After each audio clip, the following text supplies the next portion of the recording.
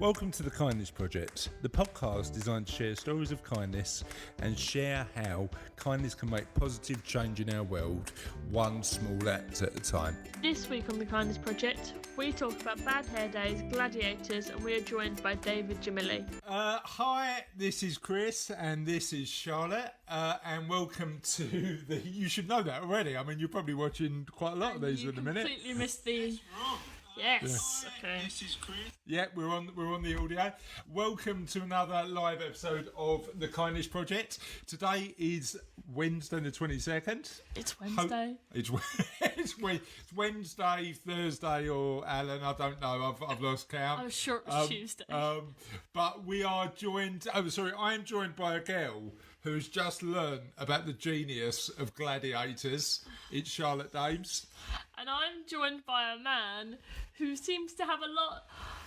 I've gone blank. Oh, you've gone blank. So I'm going to do our guest intro. I'm joined by a man who's definitely got the finest hair in the kindness community. It's David Jamilly. How are you? How are you, David? Yeah, thank you for the compliment. Yeah. But it is the bad hair day, in these times, I don't always make it perfect in one. You know what, you're not alone. I mean, I'm using, my first trip outside of lockdown is definitely going to be to my local Turkish barbers, and I'm going to treat myself to like the works. I'm having the shave, I'm having the flame in the ears, I'm having a proper haircut. I think that hairdressers are going to be absolutely rammed the second lockdown eases a bit. So absolutely right. Have you thought of an intro yet? No, I had an idea. I was going to mention retro TV, and then I was like, that doesn't make sense. Yeah, your habits change when you're in lockdown a bit, David. So I introduced Charlotte on YouTube to the genius, which is 1990s TV, and in particular Gladiators. Do you remember Gladiators?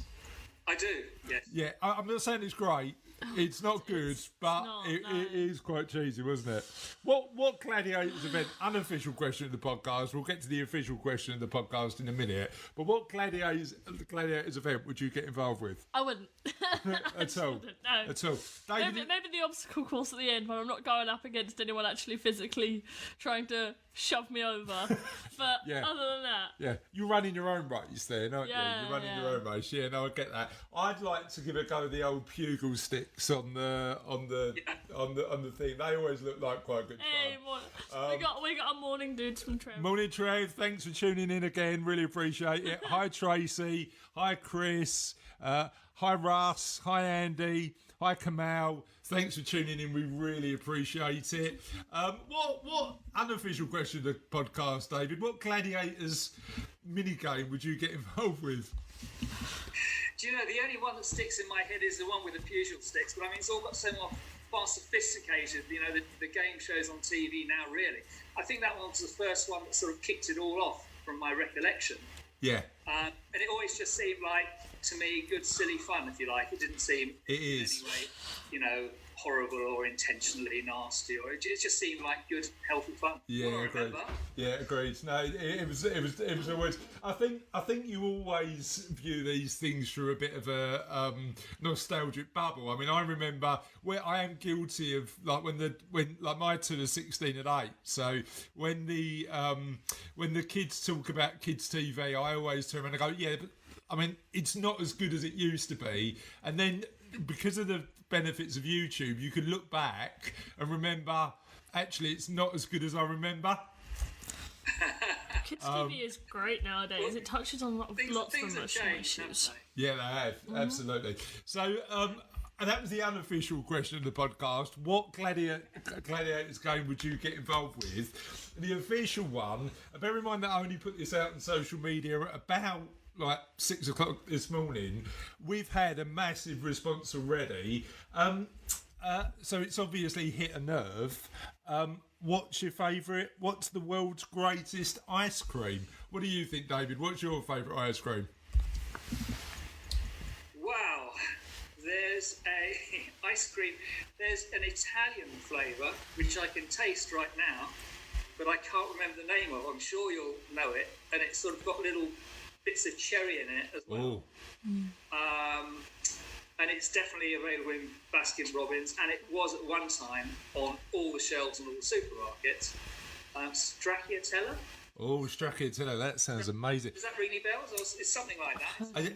You know what's really interesting? I think the Italians have got the monopoly on good ice cream. You know, I think the best ice cream I've ever had was in Florence. Do you remember we went into Cassie? What's that guy's name? Vitulio Bondi is one of the best ice cream makers in Florence, and we wandered into his shop, and it was a weird one because he does this really good thing to market his business, where if somebody wanders into his shop, he'll do a selfie and then put it on his Facebook page, and effectively his Facebook page is full of people smiling with his ice cream and sharing these selfies. It's a really amazing thing, and I wrote an article on it because I thought it was a really good thing to do to market a business. Yeah. Well, so when I was in Italy last time, which was probably about a year ago, there were shops which were the old style of ice cream shop with all these mounds of ice cream everywhere, and absolutely beautiful. And they were purely vegan. Ah, interesting. That's a really big trend at the minute. And quite frankly, the taste was, I could say the same. It was still lovely. Yeah, not a million miles away. Those are great ice cream. I agree with that. Yeah, great. So a couple of years later, do you remember this? Yes. Vitulio sent me a message saying, we're actually in London for a gelato festival. Would you like to come along? And we'll give you some free tickets for you and the family. And literally, I don't think I've ever eaten as much ice cream in a 2-hour session as I ever have. So it was really good fun. A couple of other things I want to talk about. So out of interest, morning Desmond, how are you? Thanks for tuning in. Out of interest, what nostalgic TV? Because Gladiators you weren't overly impressed with, were you? What nostalgic TV do you like? What nostalgic TV? Fraggle Rock's always good. Fraggle Rock. What's the one? Trapdoor. Trapdoor's good. All good stuff. What TV is happening now that me and David need to get into? Like, what's the big TV show that? What, like kids or? Yeah, whatever. I don't know. I don't think you'd enjoy any of the shows that. Oh, you watch at the minute? Yeah. Yeah, maybe not. And what's your favourite ice cream flavour? Salted caramel. Fine choice. Amazing choice. So I want to talk before we come to your interview, David, which I'm really looking forward to. I just want to share some stories that have sort of popped up, and part of what we do is share stories that illustrate positivity and kindness in the world. And you've probably heard about this story, but because it's been quite a lot. But I want to talk about Ken Benbow. Do you want to read the story, Charlotte? Oh, me? Yeah. Oh, okay. A war veteran broke down in tears when a young carer gave him a cushion with a picture of his late wife on. Ken Benbow, who was married for 71 years, slept with a photograph of Ada by his bed at his Preston care home. Carer Kia Tobin, 17, knew how much he missed her and wanted to give him a special gift to bring them closer. So she had the cushion printed. So the cushion was printed with his wife's face on. Yeah. Mr. Benbow, 94, said, "It broke my heart when she left me, but now I've got her every night in my arms." Oh. He moved into Thistleton Lodge care home after Ada died, aged 93, in August. Ada was the most wonderful, caring wife, he told BBC Breakfast. When I got the cushion, it was the most precious thing I could have wished for. We were married for 71 years, and it broke my heart when she left me. But now I've got her every night in my arms. Aww. So just that simple thing. And you know what? It was weird because before I started working this morning, there was an interview with Kia's nan and granddad, and Kia had said to them, "It's only a cushion, but it just meant so much to." Did you hear about that story, David? No, I didn't. I heard the first one you told me about the pillow. That was beautiful this morning. Yeah. So I think like just that element of just doing something simple to bring people close together was really important. Also, I want to mention a friend of the show, Mr. Andy Fano. He's been on as a guest on the live and on the audio podcast, and he does amazing work over at St Francis Hospice. And certainly they're going through a tough time at the minute funding wise, because all the events, I was meant to run the marathon for them this year, and all the other events they use to fundraise are currently off. So Andy, we're trying to help as much as we can, but also Andy is doing what he can to raise money. So he's got a fundraiser on Saturday night, and I know a lot of our listeners love St Francis Hospice, and I know they've had direct care in terms of where they are. So he's doing a sweet soul music party on Saturday night. We're going to be getting involved. He's going to be doing it on his Facebook page. He's going to be raising money for the charity. Please, we'll put all the links in the show notes for Andy. Please, if you're free on a Saturday night and you love some good music, feel free to join Andy and raise some money for an amazing cause. So thanks for continuing to do what you do, Andy. And before we come to David, one thing we want to do, we've got another David who helps us out every single day. It's Mr. David Forsdyke, and David, just to give you an idea of what Dave Forsdyke does. Here every day he started sharing some silver linings. So actually looking at the positive side of this current situation and what we might have learned in this period. And I don't know about you, and we've talked about it on the lives before, I've been more, I've been seeing more acts of people being awesome to each other during this current time. How about you? Yeah, I mean, it's bringing out the best. It's bringing out the right side of people, for sure. Yeah. And the big question is, how can we sustain carry it forward into the new reality when it all starts kicking in? And how can we make it a part of our day-to-day lives then, as it is now? 100%. That's something that we can all work on together, I think. Yeah, I mean, that just that sustained focus on being good to each other over and above when this finishes is super important. I absolutely agree. So let me just share, because Dave's kind enough to send these in literally every day. Let me just share them with you. And what he's done today is focus on the positive news around the virus, because it is stressful, it is a tough time, but there's also some bright sides. And Dave mentions that 500,000 people have now recovered from COVID-19, and nearly a quarter of all people who have been confirmed as having coronavirus has recovered. We're benefiting from cleaner air because we're using less fossil fuels.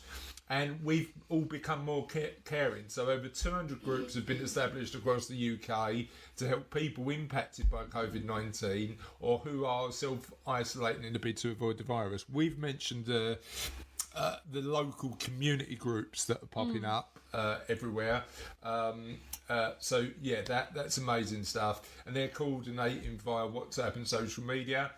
But also they're being coordinated nationally. So if you're in an area that hasn't got a local support group that's supporting local people, you can get support to set one up by visiting www.covidmutualaid.org. And if there isn't a group in your local area, set one up. Really easy to jump on Facebook and set up one in your local community that is designed to help and support people. Really easy to do. And I know in our area there's quite a lot. So that's all our news shared. I want to get on to talking to David, and our first question is, tell us about you. I never know what to say when people ask me that question. So we're talking about kindness. So I've been working in the kindness field for 14 years now. Okay. And things have changed very, very dramatically. And you've just mentioned some fantastic examples, like the mutual aid movement at the moment. And you've also mentioned about the man and the lovely pillow, and you've mentioned about care for the environment. And lots of these things are really exciting, brand new things. And they all, to me, fall under the umbrella of kindness.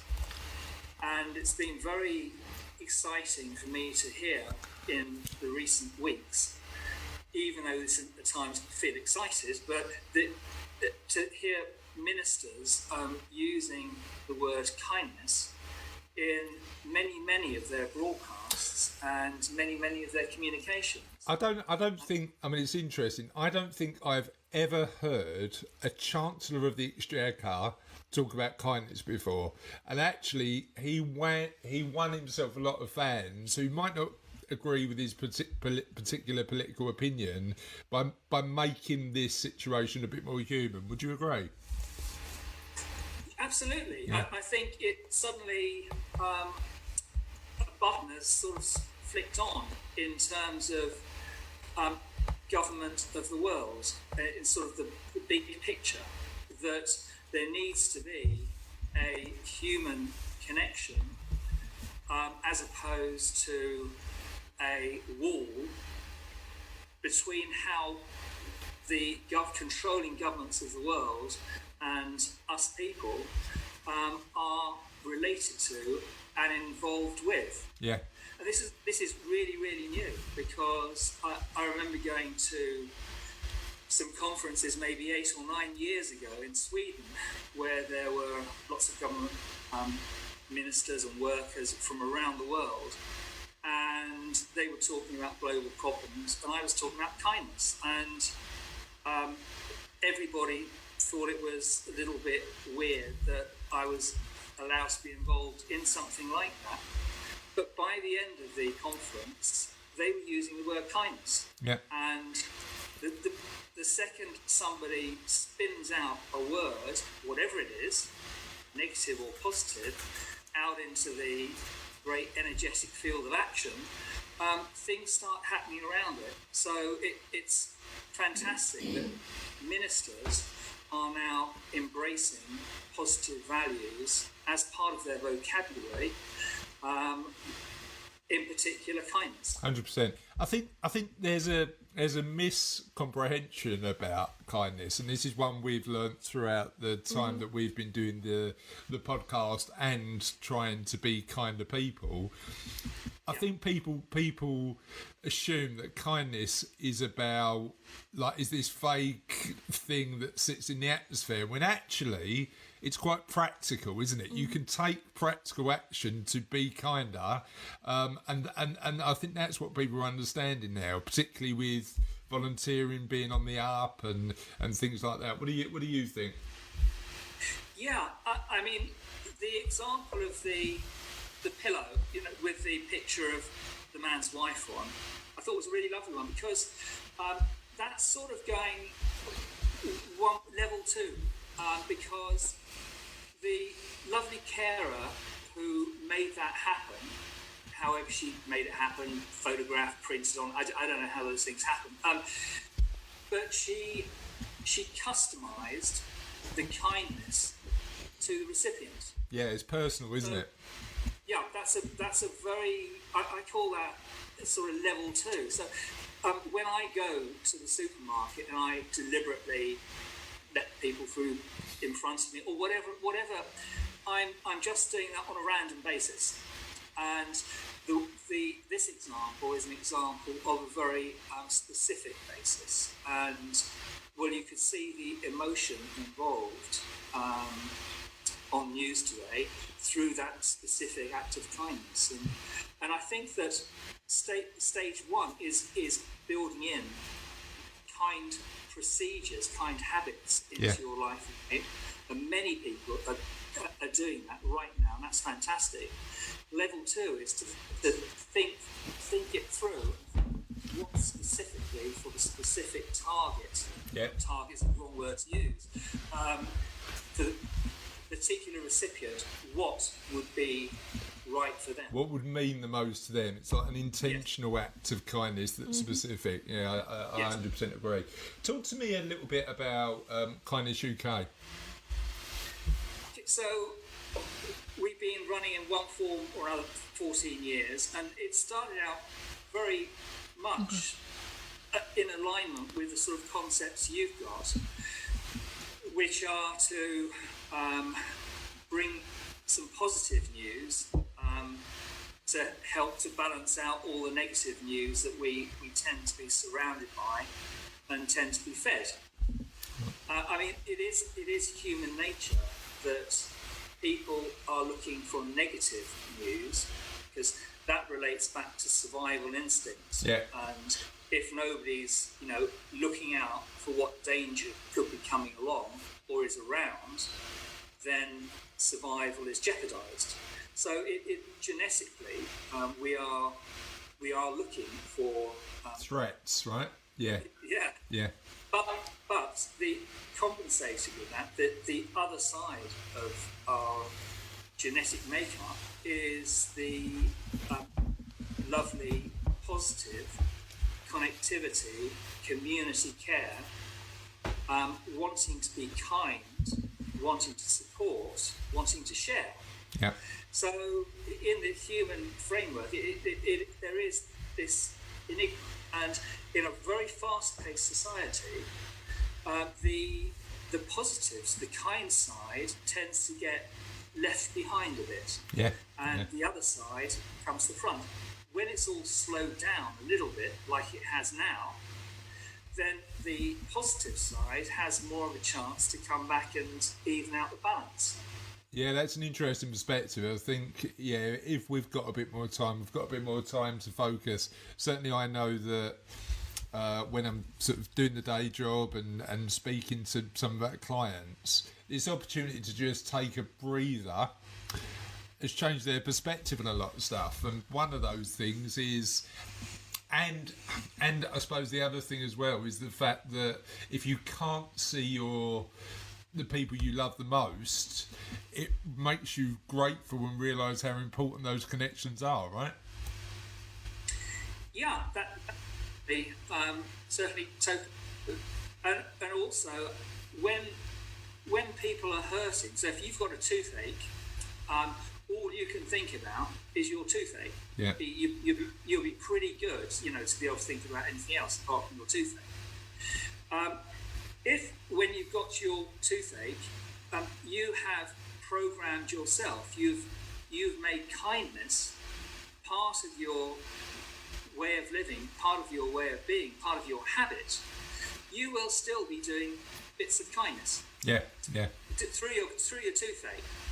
Yeah. If you haven't programmed yourself to bring kindness to the surface as much as possible, then all you'll be thinking about is your toothache. Yeah. What a weird analogy I was given, sorry. Charlotte's got a question. So can you tell us a little bit about the research you've done around kindness? Yeah. The world that we live in doesn't respect and accept fluffy concepts as much as it does scientific fact. So, going back many years, kindness, when I said that word to somebody, was taken as a very nice, very fluffy, very ethereal, just let it pass by, don't place any thought onto it, sort of concept. Everything in our current world needs scientific backup. Yeah. That's the way the world is developed at the moment. It's not my ideal world, but that's just the way it is. So, for example, on the ministerial broadcasts, a key feature is the scientific data, the graphs. Yeah. Graphs. So I realised a few years ago that the way to put kindness on the map was to present it in that same way with a scientifically backed evidential status. And the most important development and most exciting development on that front is that I've been working with Sussex University, which is a huge university, world-renowned university, and they have set up a kindness research centre. Okay. With a view to providing the sort of data which makes scientifically based minds able to present kindness in the same way as any other subject academically. Yeah. Yeah. And there is research that's both recent and historic that being kind is good for you, isn't it? You know, being kind can be quite selfish because it helps not only you but other people. There's no question about it. Yeah. And that's it. That's been proven to me over my fairly long time, I would say, in working dedicatedly in the field of kindness. Yeah. And there are some things in life which you can explain and some things in life which you can't explain. And there isn't currently strong evidential data supporting what you, Chris, and I know for a fact, which is that if you are kind, you will be healthier, you will live longer, period. Yeah, yeah. The conclusions I've drawn on that are that it's a fact of nature. The more you give, the more you get. The more you put out, the longer you last. Yeah. Any gardener will understand that. Anybody who has animals will understand that. So when you are being kind and you are giving out, you are being of use to the universe and to the growth of humanity, society, everybody around you. Yeah. When you're not doing that, you're not so much use. Yeah, it's an interesting one because even though from an evolutionary perspective, we are look for the threats, we've actually evolved beyond that to have to, as a society, collaborate, right? We've been doing that for thousands of years, but our internal evolution hasn't caught up yet.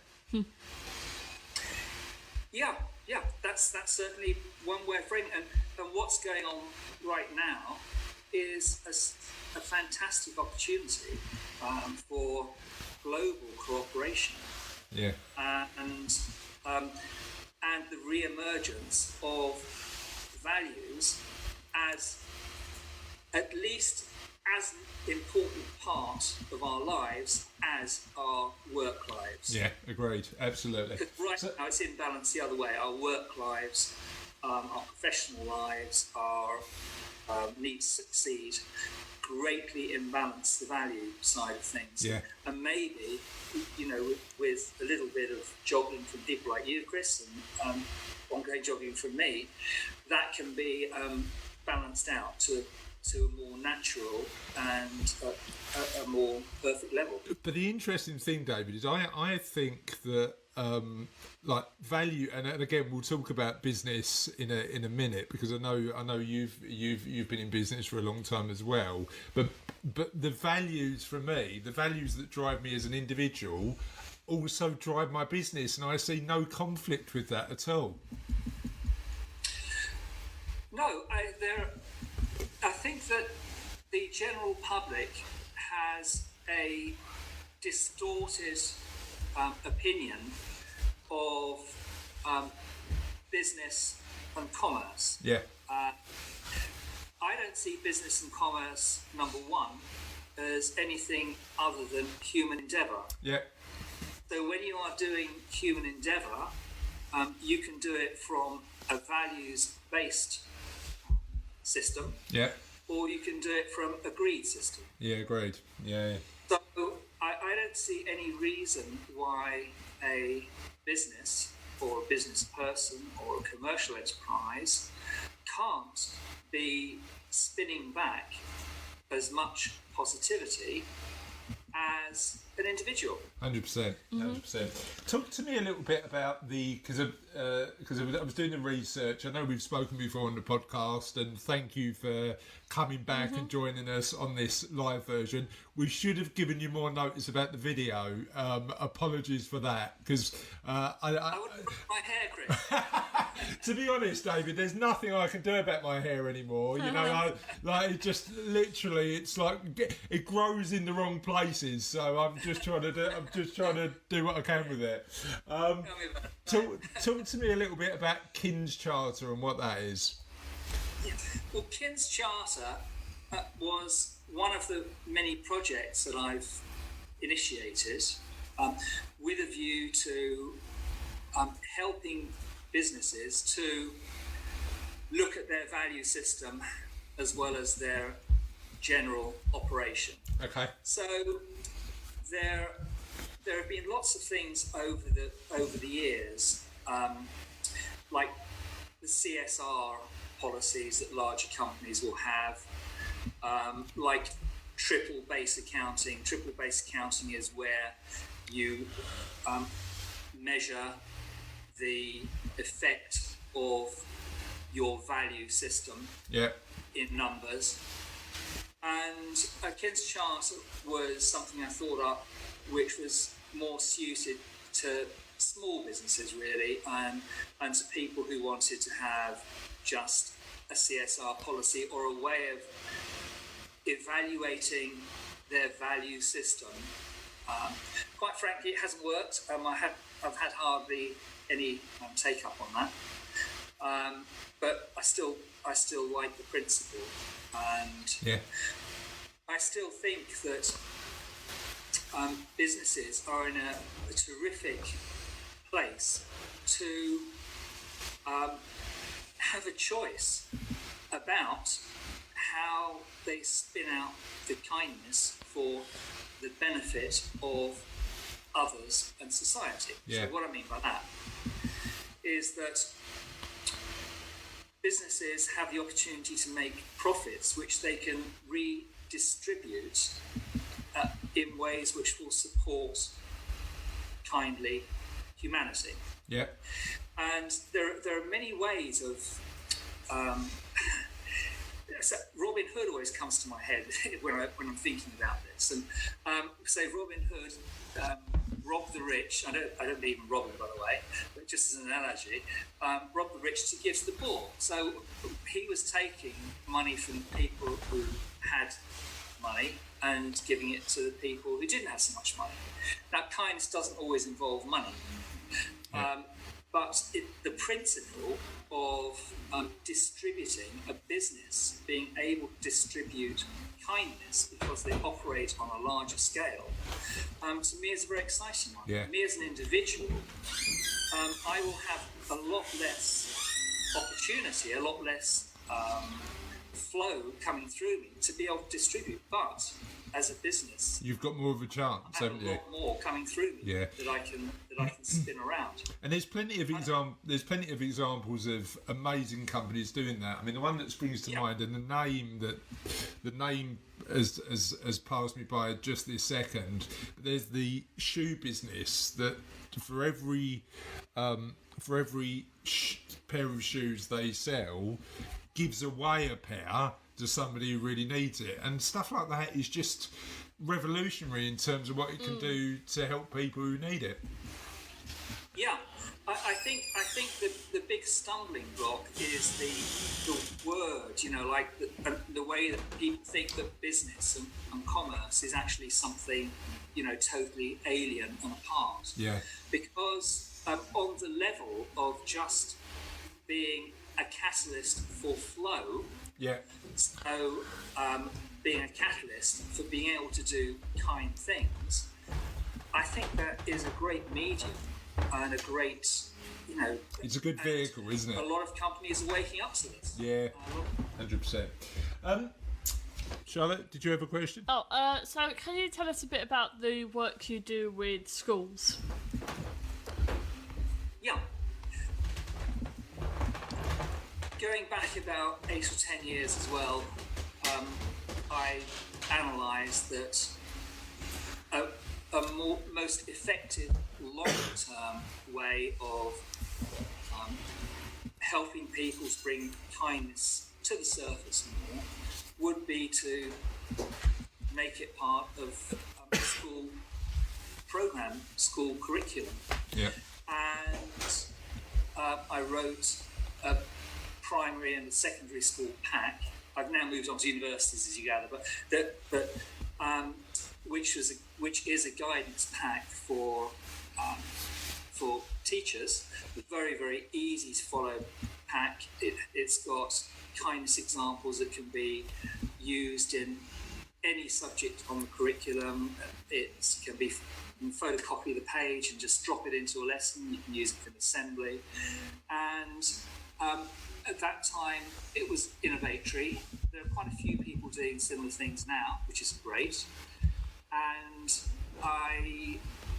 40,000 copies have gone out, and every single school in the UK, secondary and primary, has had copies, and many continue to use it. I get many requests from all around the world, actually. I just, in the last week, we accredited our first kind school in which country? Poland. Okay. And we've done accreditation in Czechoslovakia this year as well. Yeah. And our accreditation is an acknowledgement of the kindness initiatives and programs which the school has undertaken. Yeah. And we ask them to tell us about the program. We don't put a huge admin burden on schools because schools are already completely top heavy over admin burden. Yeah. So we make it really as light as possible, and we think and hope that encourages them to continue and to perpetuate their kindness initiatives. And talk to me about what the future holds for Kindness UK and you personally.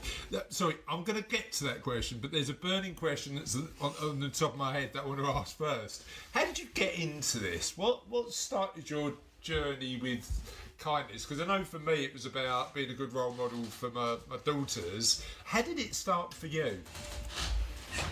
Well, it really was the watching the news and just thinking, this is ridiculous. All we're hearing is all the negatives. And at that time, the internet was just like, it wasn't as it is now. Yeah. It was sort of much more developmental stage. And I thought, quite naively, really, I thought, well, the internet would be a great way of pushing out positive news. And so I started a website called the Good Deeds Organisation, and I invited people to write in from around the world, which they did, with their examples of good deeds. Amazing. I don't use that word anymore. I only use the word kindness.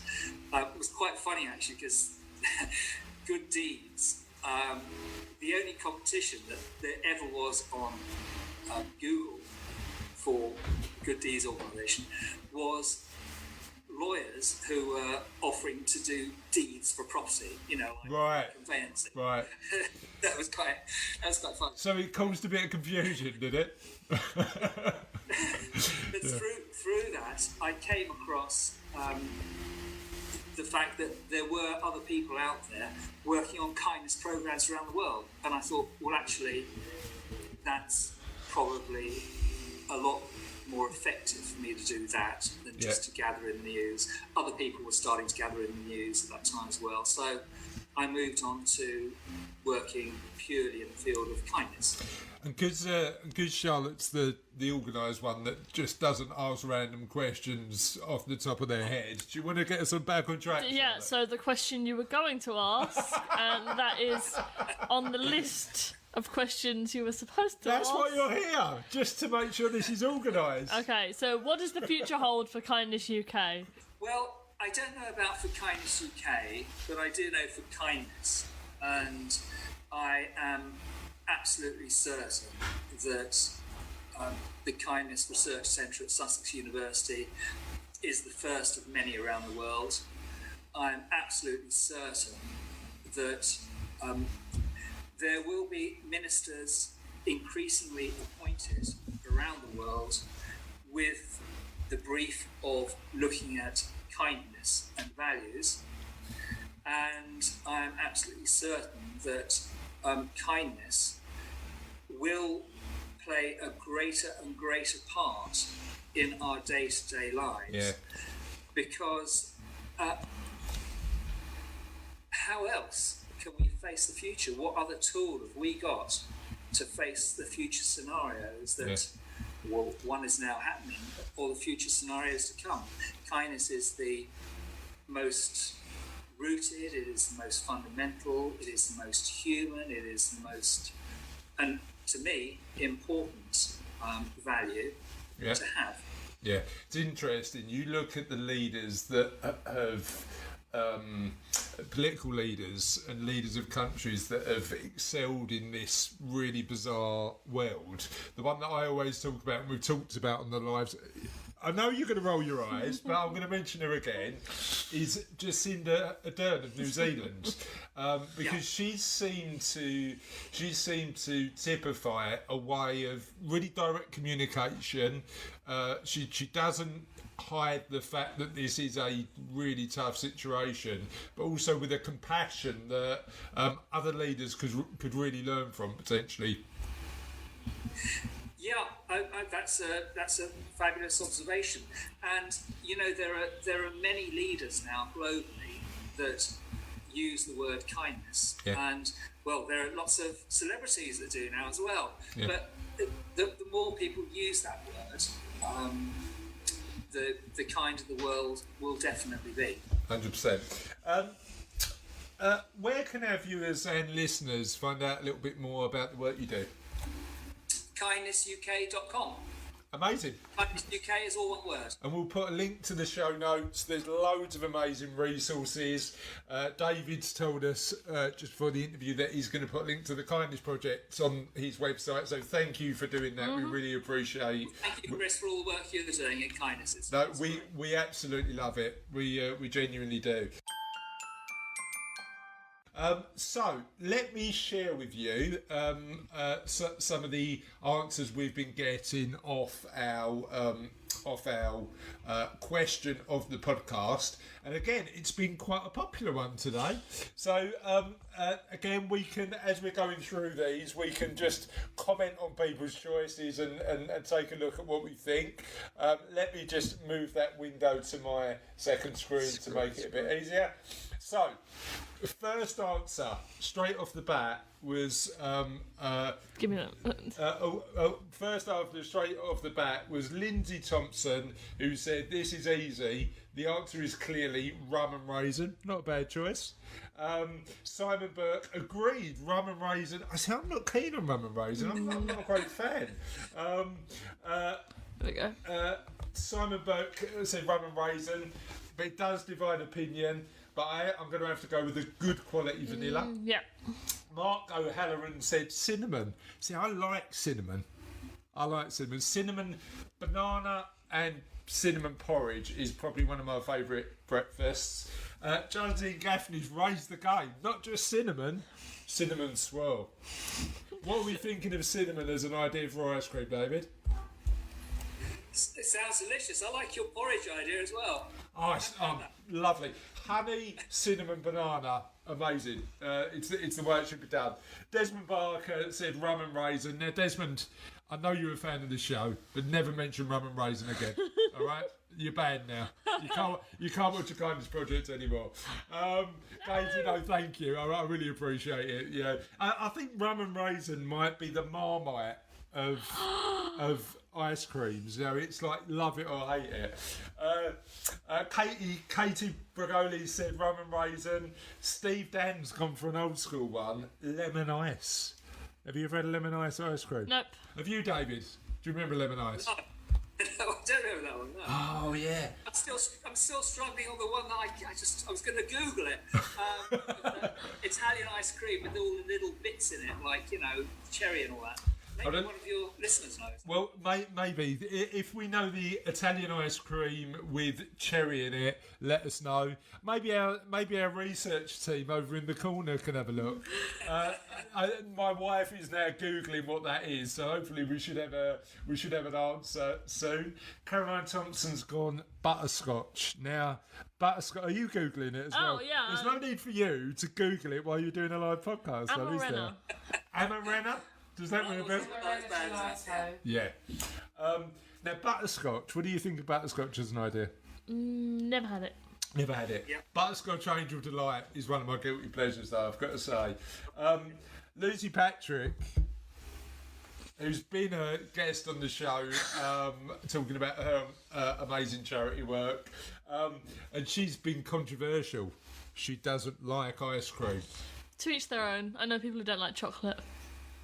No, it's not. Louise McNamee said chocolate chip and Murkoffs. Now, that's a bit of an inside joke because there was a ice cream shop in East London in Canning Town where Lou and I were originally from, run by this, funny enough, Italian family. And it was the best ice cream ever. But again, I can't get the recipe now, so I can't taste it and decide whether it was just nostalgia thinking that or whether Murkoff's was actually amazing. But we'll go for it being amazing. Hazel Gray said coffee. Pedro Floyd said vanilla. Hayley Ball said mint chocolate chip. Kelly is with Steve, lemon ice. Gavin said vanilla until salted caramel came along. So salted caramel's there. Trev Robinson's gone for coconut almond chip. All the dudes like that. Let's be fair. Do they? Michael, Why? Michael said vanilla. Tracy said banana. I don't think that might be meant to be banana. But you've just invented a new flavour, Tracy. Well done, banana. And Rob Bishop's gone for mascarpone, cheese and ginger, only available from Roskilly's Farm in Cornwall. Oh. Do you remember that ice cream shop in Hay? And they had, what was it, the goat's milk ice cream or something? Have you ever been to Hay Literary Festival, David? No, I haven't. I'd love to go one day. Have you been there? Yeah, Yes. we went a couple of years ago. So it was really good fun. I mean, my memories from that are the amazing ice cream. Hearing Benjamin Zephaniah was brilliant, wasn't he? Yes. We went to see Russell Kane, the stand-up. Oh. But I think the one that I remember the most was going to see a band. Yeah. That was what are they called? Josephine and the Artisans. Josephine and the Artisans that combined opera with rap. They were amazing. They were really, really good. So if you ever get the chance to go, give it a go. Yeah. What's the unofficial question of the podcast and one we might use in the future? What's the best festival you've been to? The best festival? Burning Man. Was it good? Yeah. Wow. Yeah. So that must have been an experience, right? Do you know Burning Man? Have you heard of that one? Yeah. It's in the desert, isn't it? Is it outside California? It's in Nevada, so it's in a dried up lake bed, which is vast, and it's a very, very fine grey dust which covers the whole lake bed. And from the minute you're there, you are covered in grey dust. Right. I'm exaggerating not, and you sort of and they set up a city there, which is 50,000 people. I think it's grown now. Maybe more than that. Which is a totally sustainable city of tents and pop-up structures and unusual stuff. And one of the main principles there is leave no trace. So every single thing which anybody takes to the festival leaves, and the lake bed is pristine at the end of it. Even though they do crazy stuff like burning, huge effigies, having all sorts of like vehicles, doing crazy stunts at night. And, every single ember from the burnings is into a tray and is taken away. And with the principles of Burning Man Festival are principles which I've always thought very, very good for the planet, that we should leave no trace. Yeah. We leave no carbon footprint. We should, take responsibility for everything we do. We can play, but we can't harm the planet. Yeah, no, that's amazing. What made it so special? I mean, the values are really important, but what was the experience like? Because it is legendary, isn't it, Burning Man? Yeah, it's creativity. Yeah. It's a place where every single year, it's totally brand new concepts. It's totally new creativity, totally new art. Yeah. And it's not art on the scale of a postage stamp. It's art on the scale of a 10-story building. Yeah, there's massive sculptures, not just isn't one there? of them, but 300 of them. Yeah, The epic scale of it is impossible to describe. It's certainly one on my list, and if you get the chance, and I don't know whether it's still on there, I might have watched it, I know, 18 months, 2 years ago. There's a documentary on Netflix about Burning Man. Oh, is there? Yeah, there is. Okay. It's really, really good. And I can't remember for the life of me, I can't remember the name of it, but it really, and what it does is it tracks the lives of the artists who designed for Burning Man, like a year before it happens, all the way through to the actual experience. And I mean, it's mind-blowing, absolutely mind-blowing. It's really, really interesting. Back to more. If you look at YouTube, there are lots and lots of videos of different years at Burning Man, and when I look at those, or have looked in the past, they never ever show the epic scale. It is just so you are so in it. You are not a spectator. You are part of it. Yeah, and everybody who attends is part of the art, aren't they? Really? Yeah. Yeah. Back to more grounded there. I mean, but Burning Man I'm adding to the list, by the way. But the back to ice cream. IFA Jobs UK on Twitter said rum and raisin. Tony Slimmins thinks that salted caramel is the best. Rachel Vayer's thrown in a bit of a curveball. Jaffa cake. Don't talk about Jaffa cakes on this show. It's very controversial. Yeah, we had, I think, one of our most controversial episodes was when we had a debate about whether Jaffa cake was a cake or a biscuit. Now, again, it's one of those Marmite questions. It's one of those. You either think it's a cake or a biscuit. But David, is Jaffa cake a cake or a biscuit? It's delicious. Very, very diplomatic. I like that. That's really good. The favourite answer I've got, because Andrew's really thought about this and given it some context. His favourite ice cream, pistachio, in an Italian piazza at sunset. I don't think we're going to beat that. And on that note, okay, we've got one. That's all our answers, but we've got one particular part that Charlotte's really enjoyed at the minute. What we're doing at the end of every podcast is just a tiny little joke to brighten up your day. If Charlotte picked the right jokes, which typically she doesn't. So let's see how bad this one is. Are you ready, David, for the joke of the day? Yeah. I'm enjoying myself. So, I'm sure I'll be laughing in a minute as well. Probably not. Don't bank on it. Let's see what the joke is. Okay. What's an astronaut's favourite form of social media? You try? Don't know. MySpace.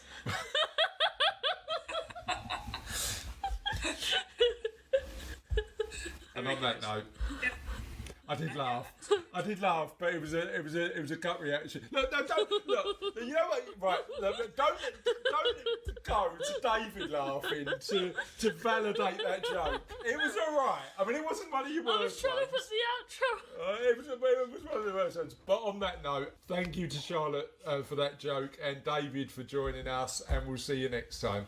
Bye. Bye.